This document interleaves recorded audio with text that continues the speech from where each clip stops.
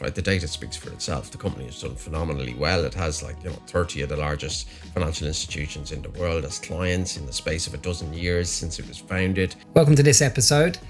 I'm delighted to be speaking to Alan Molloy, the Chief Product Officer with Fenergo. We talk about his journey, some lessons he's learned along the way, and some things that perhaps he should have actioned earlier on in his career. I hope you enjoy. Yeah, I think best efforts doesn't work. If a team is doing things on a best efforts basis too much, you often hear language like, well, we'll just make an exception this time. But if the exceptions have been made all the time, they're not exceptions. That is the norm. I'm a big fan of incremental improvement, and evolutionary change. But at the same time, you've got to ask the question, what would happen if we had 10 times as many customers or as much recurring revenue? My only regret is I didn't do that sooner. I did that in my mid-30s. If I'd done that in my late 20s, I'd have got another 5-7 years of time with that learning, because what that gave me was business empathy.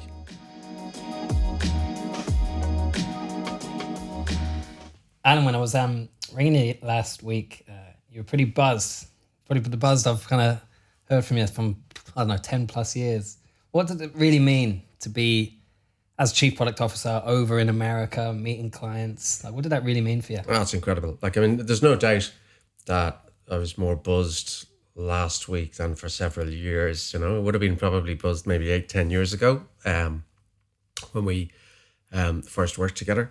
But just getting an opportunity post-COVID, it was really a symbolic, that the end of COVID really is what it meant for me, because it was back traveling again, back getting to talk to clients again. Building products without talking to clients is not building products, so or not building good products anyway. So getting an opportunity to talk to our clients, getting an opportunity to be on a plane, and the little quest thing, right? There was half a dozen of us, and so there's a little bit of a merry quest sort of thing, where you're all heading off and getting over FaceTime with clients. You don't know how it's going to land. You don't know what feedback you're going to get. So just getting the opportunity to do that again, that's what caused a bit of a buzz. So you had a bit of crack as well, did you? Come on. There was a little bit of crack, but in this era of social media and all that, there'll be no photos uploaded or shared. Of course, yeah. But to be honest, an awful lot of it was around just getting FaceTime, both with colleagues in the office, as well as getting FaceTime with our clients. That was just, you just cannot replace that totally with, technology's advanced a lot of the way, and there was a great leapfrog with the necessity breeding invention when it comes to COVID, forcing everybody to work remote. But you just can't replace the full experience of information, fidelity, transfer, and all that occurs with, until you get smell-o-vision. And for our listeners that don't know who Fenergo are, how would you describe that business to somebody who's never heard of them? Yeah, so Fenergo is a business that keeps financial services institutions safe, and does so in a way that improves the customer experience of doing so. So financial services companies, for the right reason, are very, very heavily regulated, and you need good technology, and you can use good technology in order to be able to adhere to those regulations and keep the banks safe and keep the bank's own clients safe. So different acronyms that people will have come across, like KYC and AML, are the foundations of what Fenergo does. But in addition to actually just keeping the banks and financial institutions safe, we also look at it from a customer experience perspective, both the end users that are in the bank and also the bank's clients themselves, that they have a good experience in getting onboarded and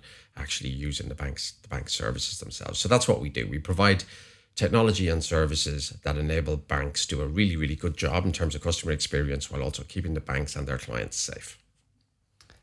It's an Irish company that's had some phenomenal Irish success. unicorn. Yeah, unicorn. Yeah, it's great to see. And there's more of them coming on stream, which is also wonderful to witness.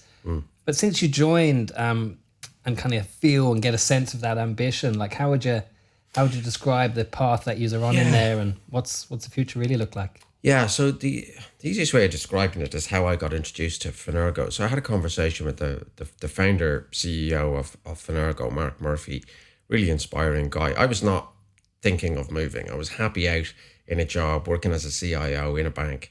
And really, really comfortable in the position that I was in. And to actually convince me to move, what really convinced me was Mark's candor, his honesty. So he introduced me to a lot of people in the team, and I got a diverse set of conversations with the various players around the business. And what really struck me was this team shares the same values as me, right? They're really honest. They're not going and saying, oh, this is easy, and building on, I know, just from blood, sweat and tears that building enterprise software in a high growth environment is really, really complex, especially when you've got big ticket sales. It's really, really hard and it's really, really messy. And so there was a fantastic honesty to the conversation around what the challenges were and what the opportunity was. So it was kind of the mix of that wonderful honesty, and yet at the same time, despite being really, really honest about the challenges that existed, the growth just speaks for itself, right? The data speaks for itself. The company has done phenomenally well. It has 30 of the largest financial institutions in the world as clients in the space of a dozen years since it was founded. It's got backed first by Insight Ventures, and then last year a big private equity deal that got the unicorn valuation, and that just speaks for itself. But the other aspect to it in terms of the people isn't just the values, but there's a thing about the people that really, really struck me, which is how bloody smart they are. So the company was very courageous about 2 years ago, predating me joining, where they went and said, if we really want to take this to the next level, we need to go again and take everything that we've learned so far and do a full greenfield rewrite, do the whole thing from scratch. And so a full AWS-based cloud native rewrite was embarked on 2 years ago. And the results of that now, I'd call it, the way I geek out with some theories and stuff every now and again, but it's like an internal innovator's dilemma. Christensen's innovator's dilemma happened with inside the company. So as a kind of a defense against that happening, where a new company might come along and take on Fenergo, but have newer technologies. So as a brilliant defense play to that, rebuilding everything from scratch, including an entirely separate team, building with new technology stack, building with new practices, and getting that subculture right. I was like, wow, we've got a leadership team that makes those sort of decisions. And then I met some of the team, in particular, Keith Redmond, the head of engineering for that team, is just a phenomenal character in terms of just building really, really strong values in a team. You and I, we talked about that a lot over the last decade, that the success of the team is really around the principles, the role model, and the leadership of how the team thinks. And I saw that in spades there. So I'm like, I want a bit of that. I want to be involved in that, And speaking of teams though, what does it really mean to kind of work in a team with you, Alan? Give me a sense of what that really means in your experience to date. Yeah, I'm not gonna script the answer to this. I'm just gonna give you the couple of things that just come to mind straight away. Honesty and candor is a big part of it, right? That's something that appeals. I think for teams to be successful in building in technology-enabled businesses, it needs to be very principles based. You need to have a kind of a set of principles on how you build, and they act as guardrails. And that's a much better approach than it being, I don't know if this makes sense, but being process-centric or procedural, where you could throw anything at it, and once it's kept within, a strict process, you end up with the result. I don't like that at all. But I do like a principles-based approach, because a principles-based approach allows teams to have autonomy. And if you have autonomy and responsible people who are principles-based themselves and have good values, you can do things better, faster, cheaper than your competitors.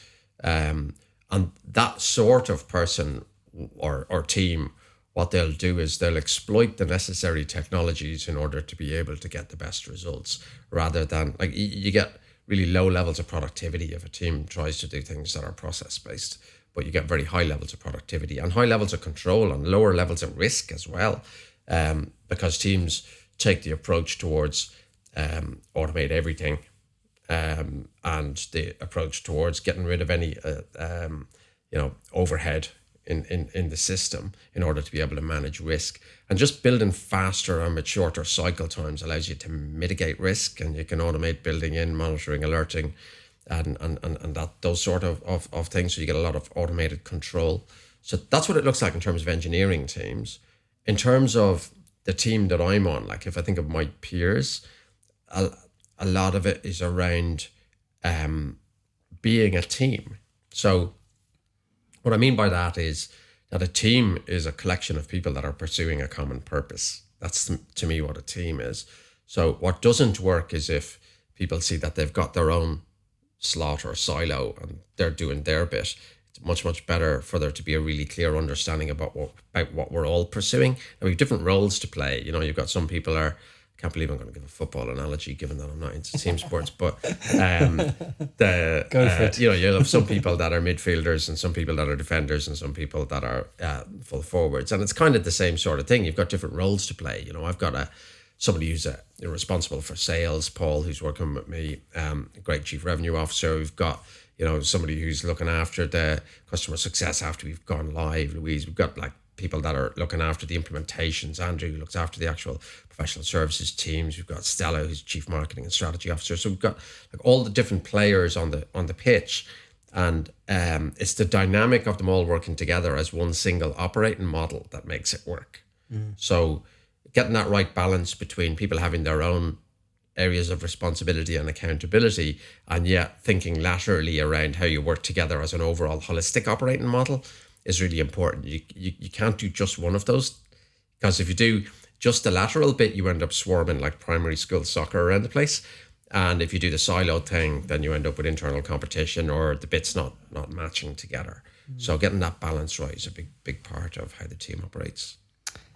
Let me rewind a little bit here, right? Because when we first met, it was when you were working for, again, tremendous success, Irish success story. That was Paddy Power. High growth as well, yeah. High growth, and you would have seen a lot of energy in me at that time, yeah. Definitely. Yeah. And that's why I want to talk about it now. It was a fascinating journey. I'd love to just, our listeners, I think, I feel quite privileged because I've got to know a lot of great leaders who have come through Paddy Power over the years.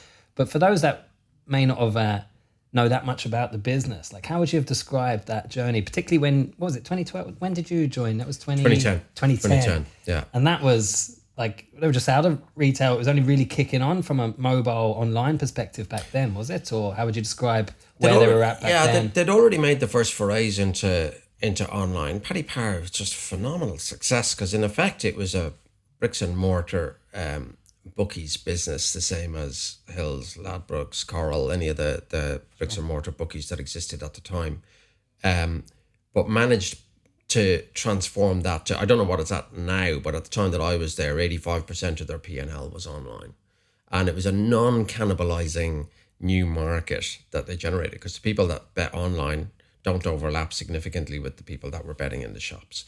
Betting in the shops is a cash-only anonymous business and has a kind of an element to it that some people don't find that savory. Whereas online was just an more acceptable, still gambling aware and all that, but a more acceptable end to the business, which had a younger demographic, people that were mobile phone savvy. I think a lot of good strategy is around the right timing. And I think that right place, right time, and being a first mover and a fast mover under Brian Corcoran in particular, that's why they were so successful. I mean, there was an incredible energy at the time in Paddy's because that online business under Brian was just thriving because he was ahead of the other players at the time. It was a little bit nerve-wracking at times because it was what I would say is like, you know, fire hose growth. You know, when you hit a real product market fit like that and you're ahead of the market, the organization's ability to keep up with it was probably a bit uncomfortable at times.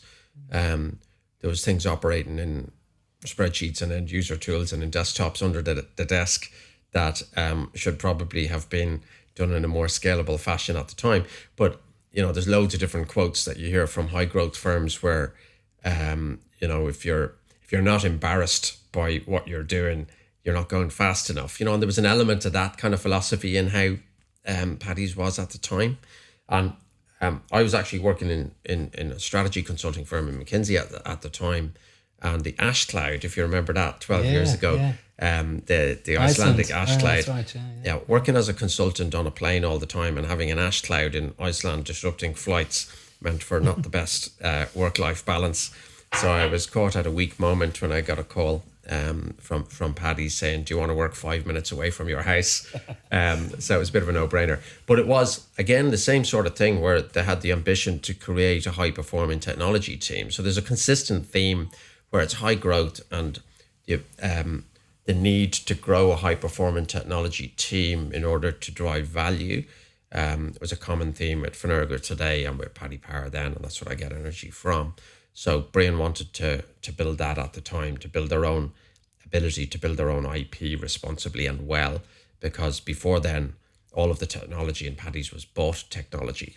That's right. Yeah. And so a lot of their intellectual property was with software suppliers who were creaming in all of the value and could command whatever price they wanted because there was a lock-in.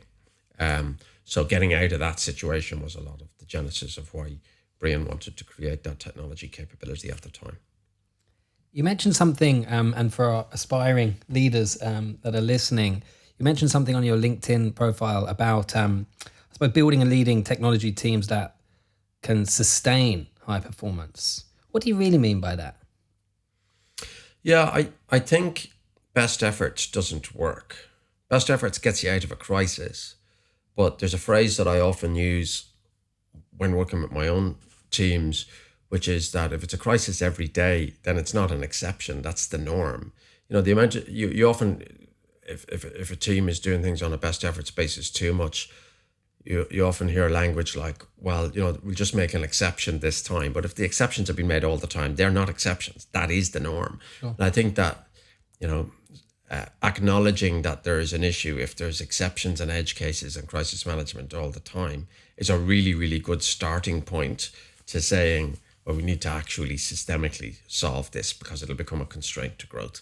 So if there are a lot of crises, then a crisis with a 5x or a 10x growth in the number of customers or the amount of revenue or whatever the various cost drivers are in a business is just not going to happen. You know, you'll get another 10%, another 20% in throwing more effort at the problem. So that's what I mean by sustainable, is that you can't have a scalability barrier in what you do. You have to constantly look at it as a system and say, that's not going to scale, because if we double our number of customers or 10x our number of customers, I mean, one great technique that I love to use with teams is to, rather than just applying, I'm a big fan of incremental improvement, you know, and evolutionary change, but at the same time, you've got to ask the question, what would happen if we had 10 times as many customers or as much recurring revenue, or whatever the value driver is? Because that forces people to go, oh, well, it'll break, you know, and once they start thinking that way, then they go, okay, well, what do we need to do about it that's more ambitious than incremental polishing or refinement, you know? So I loved lean when I was doing lean and Kanban and applying lean practices in technology.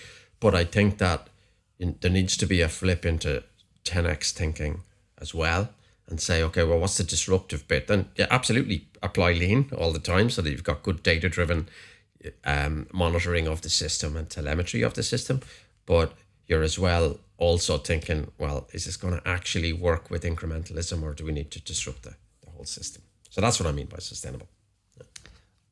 One of the things when we look at people that make that leap from, I suppose, subject matter expert maybe in software engineering, then may take a leap into management, manage teams, maybe software development manager, but it's kind of is few and far between that make it to that next kind of strategic senior management. And it's something that you reference on your LinkedIn about business outcomes rather than kind of feature factories. There's a bit of learning and development in that for maybe some of our listeners. So I was just curious whether you can kind of give a bit more context to that. So I think there's two things in there, right? So I just want to break it into the two. So I think transitioning from subject matter expert to people leadership position is hard, right? And I look back on my own career and I struggled for a year or two or longer probably in making that transition. And I think that everybody who is making that transition from individual contributor up as far as kind of, you know, a tech lead, engineering lead sort of level, and then making that transition from fastest coder in the West or somebody who's like, the go-to person that people go to for knowledge on something, to being a systems thinker who think, how can I actually make the best out of helping other people be excellent at what they do? I think that's hard, and I think that requires coaching. And I didn't have the coaching at the time when I was making that transition, and I really, really struggled. And looking back at my career, that's what I would do. If I was bringing on leaders now, I'd make sure that they had access to the coaching. Is that an external thing, like, or just external or internal, or just that mentorship exists through the leadership ranks, that we make sure that you just look after and recognize that you don't just promote people because they're really, really hot at what they do, and promote them up to a level where they then are set up for failure, So I think the responsibility, I think one big difference between middle management and senior management is that middle management have to create the conditions for success for the rest of the team. And that's kind of the next level up again.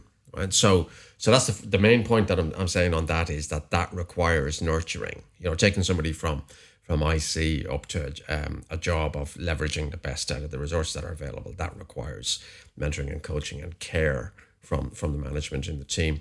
The second thing is, and by the way, if you are an individual who's watching this or listening to this, thinking of that, seek out that help. Seek it out. Don't expect that it'll just come naturally, because a lot of it is intangible stuff, and you don't know what you don't know. So it's like a personal responsibility rather than there's a responsibility to being humble in that and seeking out, even if it's just seeking out passively, like, by doing courses and stuff like that, then just seek it out. The second bit is the commercial, right? So the shift to business outcomes. I spent about 15 years of my career working in, from individual contributor up to people leadership roles, and was happy out working in that sort of setup, and was doing okay in my career. And this story, at the time I decided, Jesus, if I don't do something radical now, this could be it. This could be carriage clock in 30 years time if I don't watch what I'm doing. So I wanted a bit of an old 10X myself, a bit of a change. So I pursued getting into McKinsey and spent that time not working in technology for a couple of years. My only regret is I didn't do that sooner. I did that in my mid-30s.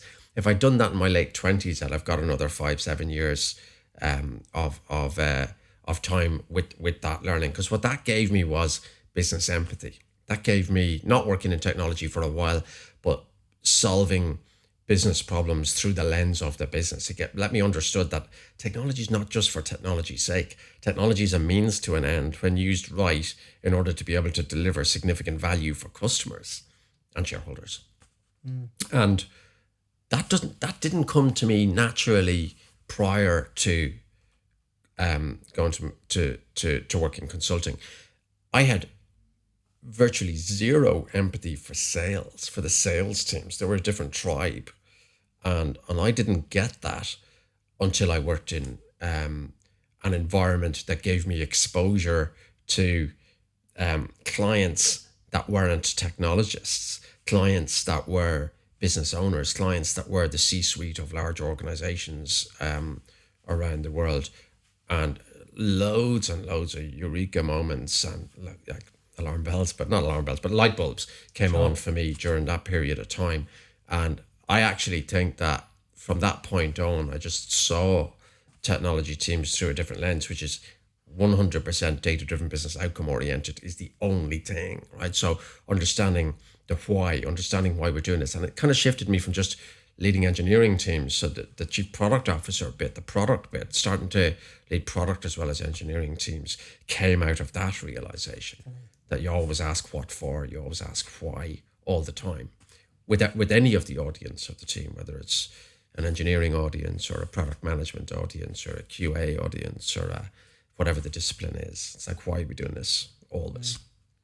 It is unique, though, that somebody does move different industries to the extent that you did, from, I suppose, like insurance software and the banks, gambling sector, management consulting, global businesses, small startup, early stage businesses. You really have quite a unique portfolio of businesses that you've worked for.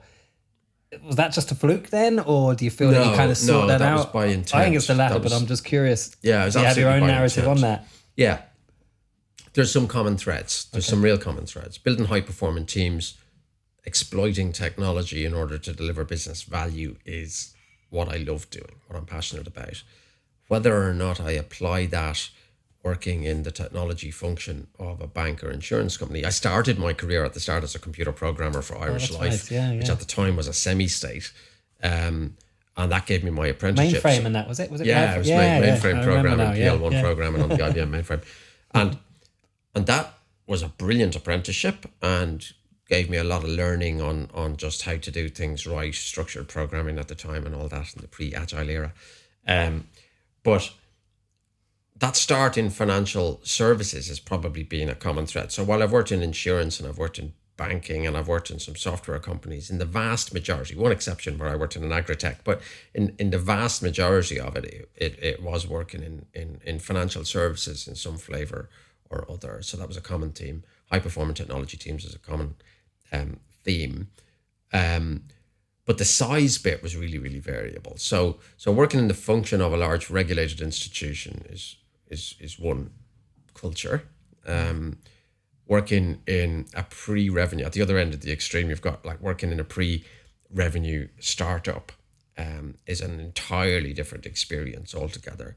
But when you work in high growth, early stage startup and regulated entities, you can apply the learnings from one to another, because the answer, if somebody's only worked in one of those, I genuinely believe that the quality of the decision making of, like, the portfolio of different options that you have is just less naturally available, to you. So you don't instinctively think, well, we actually need to tweak this a bit by moving it a little bit more, in this direction, because you've just seen a greater sphere of how things get done. Yeah, sure. So I've found that extremely, extremely useful. And I find that if I work with people who've only worked in one, it's harder because they haven't seen it. They haven't seen that there are other ways of doing things. It's no different from somebody who's traveled.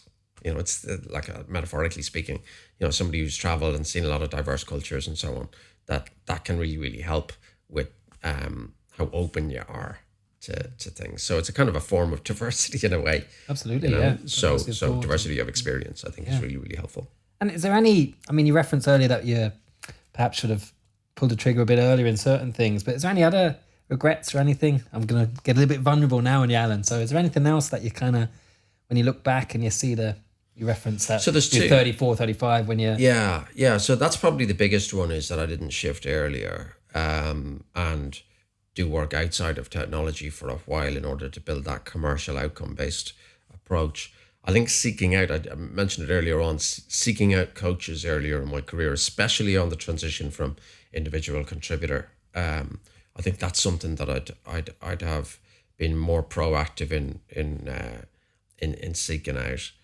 How many more failures do I have to come up with to satisfy your question? Well, I'm curious. I think there are two. But look, anyone that works with these, you've referenced a couple of them with Paddy's, Fenergo, like it's hyper growth, high expectations, demanding roles, they're full on, right? And there's consequences, usually. Yeah. And sometimes it can be a strain on relationships, be it home life, expectation, and different people have different coping mechanisms for that, right? So what's Alan Molloy's kind of secret to that? Yeah, or how do you manage that? Because it's real, right? I learned a language around this when I was at a talk. I don't even remember who the person was talking, which is terrible. But I was at a business talk about 15 years ago now, and they just coined a phrase which is the third place. So you've got work and you've got home, and people talking about, like, your balance between those two.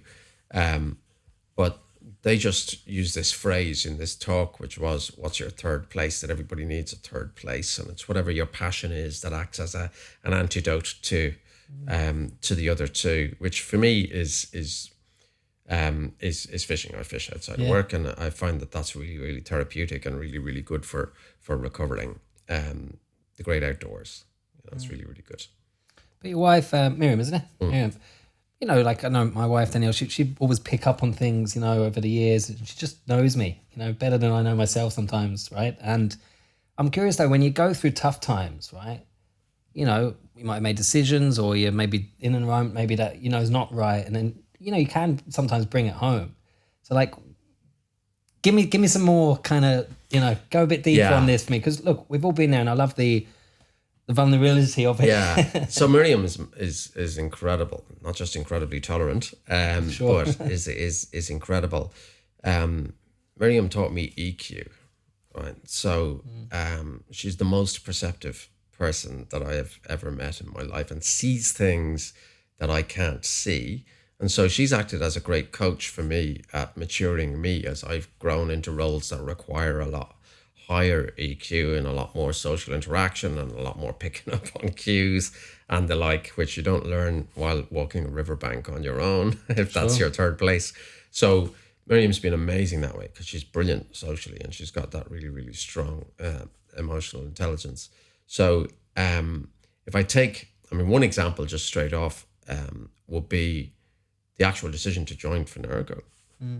I was coached through that by Miriam, because I just had no idea how to process the information, because what I had was I was on a good thing, you know, working in a really, really good, comfortable job.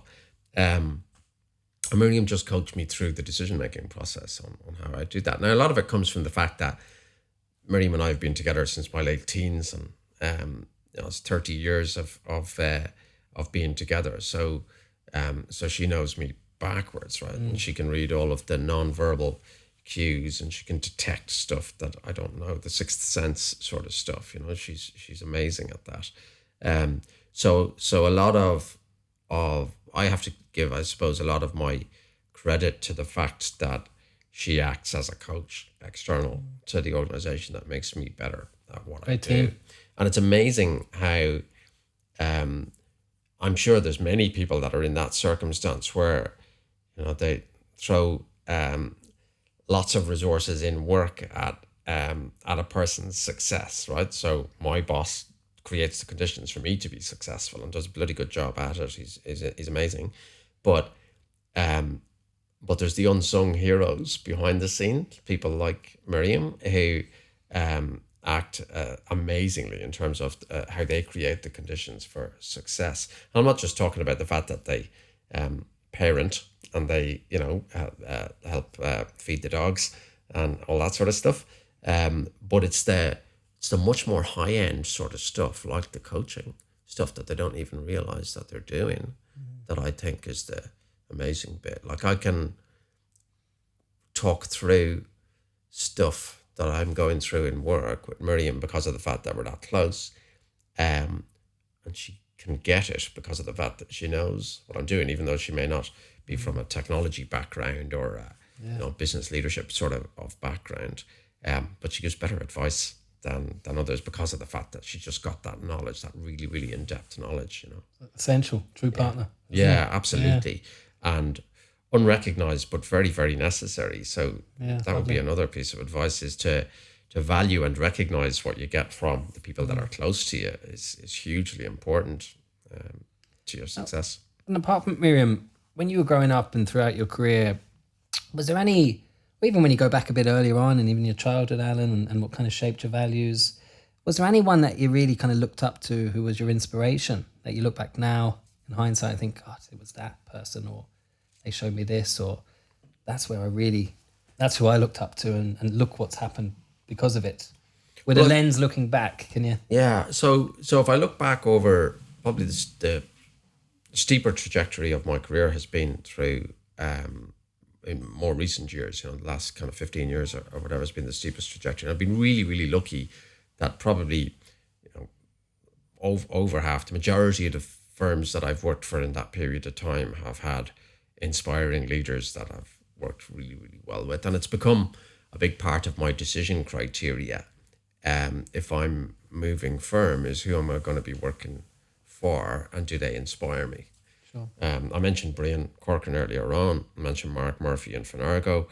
You know, they're people that are pretty inspiring, right? And I'm like, I want to work for them, right? Because that makes you hop out of bed in the morning with energized when you know that you're working for somebody that you like following.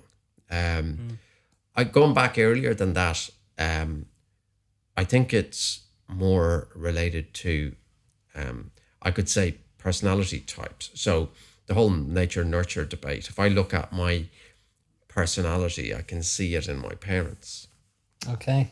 Yeah. and that's probably more nature than nurture. I can just see the personality types. My mother's in her early 80s now, and she's got mannerisms that I have. I see it in my own children now. I remember, I've got a mug in my hand, but if I'm holding a pint, if I'm out drinking, I often hold a pint like that. I remember seeing my then 2-year-old eldest son when he was only 17 now, but holding his little beaker like that one day while sitting in a little high chair. Yeah. I'm like, oh God, nature is pretty incredibly strong, because he'd never seen me do it, he hadn't been in a pub. But those sort of things, I think that there's some of it that you just inherit, and you are what you are. So I think having self-awareness on who you are is a big part, and there's a lot of luck. There is a lot of luck involved in finding somewhere that is your niche, where whatever your character, personality type, likes, dislikes, actually fits the context of where you're working. If you've got a good fit, I suppose the thing that I've learned out of that is to move if you don't get it. If you don't have a fit, don't waste time in it. Be brave, be courageous, and get out of there. If it's like, this isn't my tribe, this isn't me, I don't feel belonging. I think belonging is a big thing, big believer in that. Haven't answered your question in terms of inspiring people from my childhood, but I'm just curious, like, I suppose, who did you kind of look up to, and what your childhood really was like, and whether it was... Yeah, I was you're an intelligent man, smart man. Like, did you always know what you wanted to do? Were you always technically minded? Were you encouraged to do all of those kind of things? So, was it... So I always, as an early teen, kind of late, kind of from the age of probably 11 or so, a consistent theme would have been building things, or literally construction, engineering, that whole side of things, including coding in the early stages on the Apple IIe. But building things, discovering things, lifting up rocks and finding insects and that sort of stuff. So it was always discovery related and always construction related. There were two consistent themes. Curiosity, it was a big part of it. Yeah. And that's good, because that means that you become intellectually curious at pursuing what's the best way of doing things, right? So it natural troubleshooter kind of thing. Problem solving, it kind of kicks in there. And that might explain some of the moving around different contexts, the smaller companies, the larger companies, or whatever. How's it done in this environment? How does it work? So a lot of the how does it work thing, that was a big part of it. I was the fifth of 5 boys in 5 years with no twins. So my poor mother, Catholic Ireland, has a lot to answer for. In the early 70s, that meant that there was a constant, I suppose, high levels of drive. Because if you're the fifth of 5 boys and you want to get fed, and you've got boarding school as well after that, so there's always an element of pursuit and drive. So I think that competitiveness as well, I would imagine. But not competitiveness in terms of dog eat dog against other people, but competitiveness in terms of just, it's more like a survival thing than anything else, more related to just wanting to succeed. So I think that drive probably came from, that was environmental, that was more on the nurture side, right, of being always in that kind of large group of siblings and large group in boarding school, and that. So a combination of those things that probably led to it. And good parents and good siblings was really, in terms of influences, they were probably big influences on me growing up, What was boarding school like? Diocesan boarding school in Ireland has pretty much died out as a thing. There's a few boarding schools left in Ireland, but they're primarily the expensive ones that give a better experience, I think. Okay. So yeah, I wouldn't send my own to the same environment. I've enjoyed and loved. I have 2 boys, and I've loved the watching them grow and watching them develop and watching each little milestone, from the early milestones that they have, you know, from your own Yeah. family, the early stages of just watching the tiny little miniature milestones that occur in the first year or two, and then seeing it kind of develop from there. So you know, you're seeing how they develop through each of the different life stages that they're at. And the two boys are now in school, not boarding school, day school, but really happy with together in the one school in Gonzaga in Dublin here. And they're really, really happy, and just watching them thrive and watching them develop is just an amazing experience. Really amazing. Brilliant. So future then, like when we look ahead, I mean, as I've already referenced already, you seem buzz and you're clearly really engaged in the role you're in. Great and energy in at the moment, the yeah. business you're in.